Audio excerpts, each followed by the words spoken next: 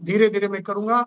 लगातार मैं इसी तरह लाइव आता रहूँगा, आप लोग के सवाल का जवाब देता रहूँगा और खास तौर पे नौजवानों से कहना चाहता हूँ, जिस नौजवानों ने अपने जोश और खरोश से अपने कंधे पर बिठा के राष्ट्रीय अध्यक्ष इंजीनियर आईपी गुप्ता जी को फर्श जो फर्श से उठाकर ऊपर पहुँचाए हैं, उसको लहराते हैं, स्टेज पर ले जाते हैं, जो स्थान उन्होंने दिया है अपने कंधे पर, क्योंकि हनुमान जी प्रभु श्री राम और लक्ष्मण जी को कंधे पर उठाते थे। तो नौजवान बिहार के खास तौर पर उन नौजवानों को मैं शुभकामना देता हूँ, उनका मैं धन्यवाद करता हूँ कि जो नौजवान इंजीनियर आईपी गुप्ता जी को कंधे पर उठाकर स्टेज पर ले जाते हैं या उनको ताकत देते हैं।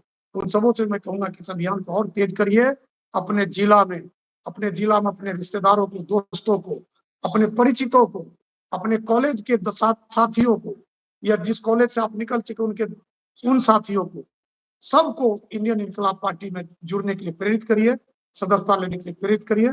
और एक जो वार्निंग, वो वार्निंग है बिहार सरकार के लिए कि हम चुप नहीं बैठेंगे, हम चुप नहीं बैठेंगे।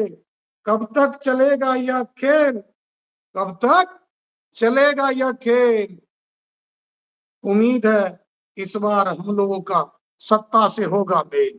उम्मीद है 2025 में इंडियन इन्कलाब पार्टी का सत्ता से होगा मेल।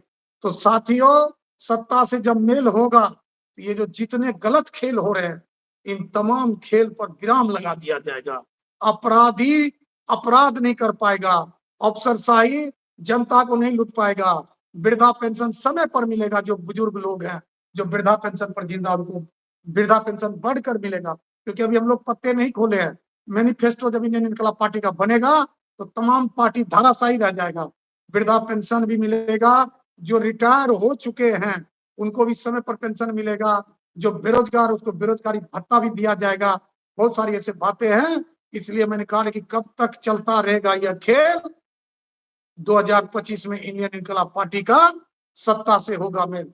तो साथियों, आप लोगों से इसी आशा उम्मीद के साथ मैं कहते जा रहा हूं और एक जो मैं 2 लाइन कह देता हूं कि कितनों के सर से साया जाता है जब एक बरगद काट गिराया जाता है, धरती खुद ही खा जाती फसलों को, इल्जाम चिड़ियों पे लगाया जाता है। जो गांव में बरगद का पेड़ होता है, आप देखते होंगे कि ये जो ग्रीष्म ऋतु में है, गर्मी काल में लोग वहीं जाकर छांव लेते हैं, लेकिन जब उस बरगद को काट गिरा देता है तो वो छांव जो है गर्मी में तब्दील हो जाता है। तो इसीलिए मैं कहता हूं कि जो ये बिहार सरकार या केंद्र सरकार ये जो झूठा आरोप लगा रहे हैं कि जो सुप्रीम कोर्ट के माध्यम से आरक्षण चला गया, तो मैं जानना चाहता हूं इंडियन इनकलाब पार्टी कि जब सुनवाई हो रहा था कोर्ट में, तब आप और आपके प्रतिनिधि कहाँ थे? तब आप स्ट्रांगली वहां क्यों नहीं आवाज उठाए? जिस तरह से आप कोर्ट को बताते कि यह इनका फंडामेंटल राइट है, संवैधानिक राइट है, बाबा साहब भीम अम्बेडकर के संविधान के द्वारा दिया हुआ राइट है इस आरक्षण, क्योंकि इनकी आर्थिक स्थिति, सामाजिक स्थिति, शैक्षणिक स्थिति जो दशा है वो दुर्दशा में तब्दील है। इसलिए पान ताती ततवा, जो ताती ततवा वही पान समाज है और उनको आरक्षण ये कंटिन्यू चलना चाहिए, क्योंकि जिनको जिनको आरक्षण के तहत नौकरी मिला वो थोड़ा सा ऊपर उठा है, क्योंकि उनका जो आर्थिक स्थिति थी उसमें थोड़ा सा तरक्की का गुण दिखाई दिया। तो आज इस आरक्षण की जो लड़ाई राष्ट्रीय अध्यक्ष इंजीनियर आईपी गुप्ता जी लड़ रहे हैं, उसमें आप लोग भी सहभागी बने, आप लोग अपने घरों से निकले और उनके साथ चल पड़े, क्योंकि एक अकेला आदमी चला है और उनके साथ आज सैकड़ों आदमी चल रहे हैं, हजारों आदमी चल रहे हैं, लाखों आदमी चल रहे हैं।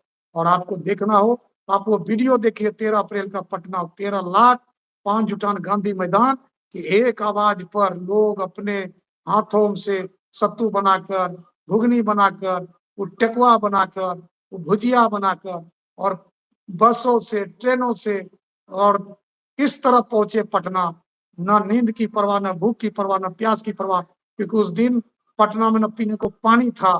वहां की स्थिति ऐसी चरमरा गई थी और ये चरमराने का काम उन्होंने दिखाने का काम किया इंदिरा गुप्ता जी की, देख लो कि हम अपने ऊपर जुल्म बर्दाश्त नहीं करेंगे। अब तांती ततवा कोई भी जुर्म बर्दाश्त नहीं करेगा। आप अभिलंब हमें हमारा आरक्षण वापस दो। अगर आप वापस नहीं दोगे तो आपको उखाड़ के फेंक देंगे 2025 में, एनडीए गवर्नमेंट को उखाड़ के फेंक देंगे। अगर एनडीए गवर्नमेंट हमारा आरक्षण हमें वापस कर देगा तो फिर